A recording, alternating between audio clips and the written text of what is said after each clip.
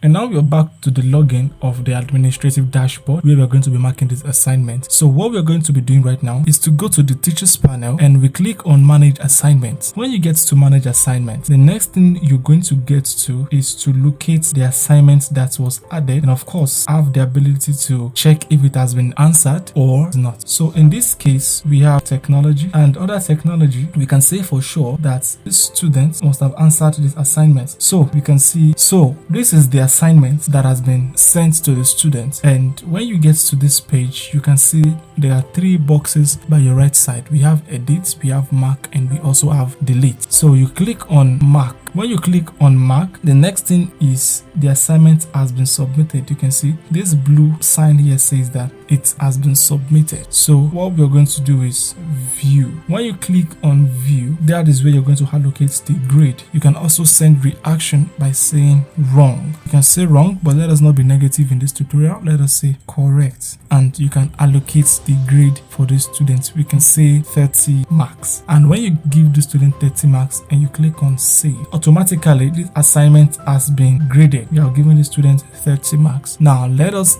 go back to the mobile app and check the effects of this grading, and then we're going to wrap up this tutorial video. So back to the mobile app. Come back to the app right here, and all you need to do is come to assignments, and when you get to assignments you get to this same date and you can see it says marked, and the description is the question and the notes says correct, and these students are scored 30 all over 50.